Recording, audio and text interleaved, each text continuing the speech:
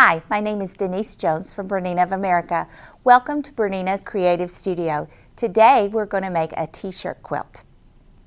You will need 20 t-shirts, some 2.5-inch wide strips, pre-cuts work fine, fusible interfacing, and foot 97D. First, we will need to prepare the t-shirts by cutting the front off of the t-shirts. I just laid a 14-inch square ruler on top and cut around it with a rotary cutter. Now we're going to fuse our interfacing to the back of each of the t-shirt squares. We're going to face our t-shirt square face down, and we're going to put the bumpy side of the interfacing on the back side. Then we're going to spread out a damp pressing cloth. Just follow the manufacturer's instructions for your fusible interfacing. We're going to fuse it to the back, and we're going to do all of our squares, and then we'll meet back here to trim up.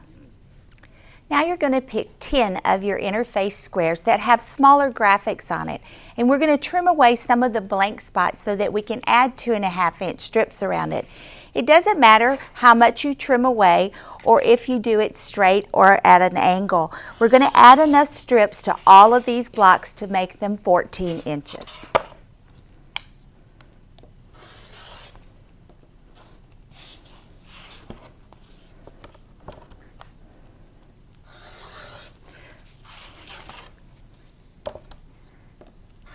You go ahead and trim, and we'll meet back in a few minutes to add strips to make a 14-inch square. We're going to start adding our 2.5-inch strips around the blocks that you cut smaller. We're just going to take the strip and pin it right to one side. You can start on any side that you want. The more different sides you start on, the wackier the quilt will look. So we're going to put some pins in.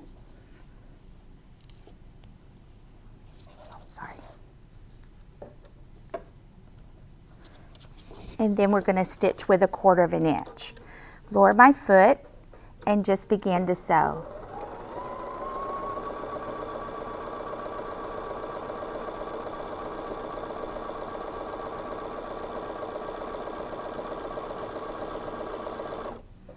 I'm going to cut my thread, remove my pins, and fold over that strip that I just added. And I'm going to use a ruler to trim it so it's straight with the side that I'm going to sew the strip onto next.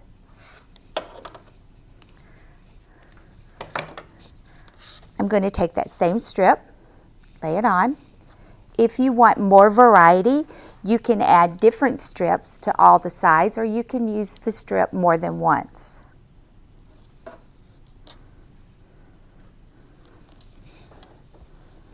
I'm going to lower my foot, and away we go.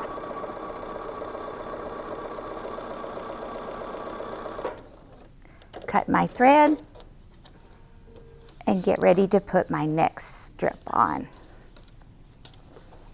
I'm going to finger press that out. Use my ruler and my rotary cutter to cut the strip. I'm going to put a different color a different pattern of strip on now.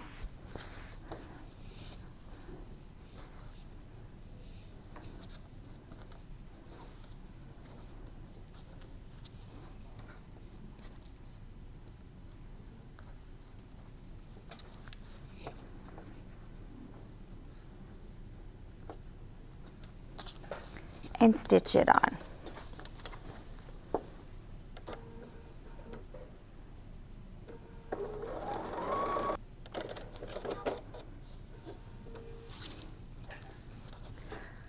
So with the 10 blocks that we are adding strips to, they will kind of make a sashing without having to sash all of our blocks. We measure this one and see if it's long enough, and it is. So we'll just go ahead and add it to this one.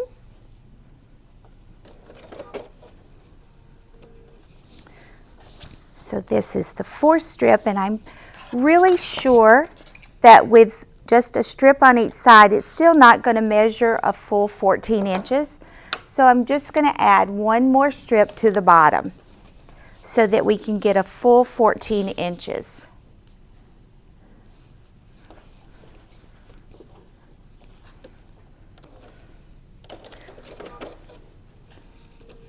So let's take a quick measurement, and if we don't have 14, we can add one more. And we need to add one more. I'm going to add it to the top just to give some variety.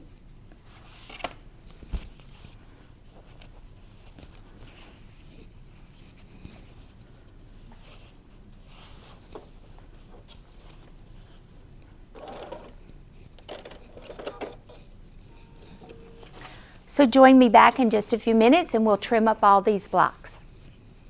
So when you're all finished adding the strips to your blocks that have the smaller graphics on it, we're going to trim them up just by laying the 14-inch ruler on top of them and trimming them all to size. When you're finished trimming them all, lay them out in a pleasing manner. Now we're ready to put our blocks together. You're going to put a block that has fabric on the one side and the plain 14-inch block next to each other. So you're just going to pick them up, put a pin or two in them, and stitch them together. We're using the 97D foot, which is a dual feed foot, and what that does is it helps both pieces of fabric go through the machine at the same time, and they're going evenly so that when you get to the end of your seam, they both are the same length. So you're going to take the blocks from your layout, sew them in rows, and then sew the rows together. With all your blocks and rows sewed together, it's time to quilt it. You can quilt it as you desire. If you're using a sit-down machine, you may want to pin baste your 3 layers together or spray baste them all together.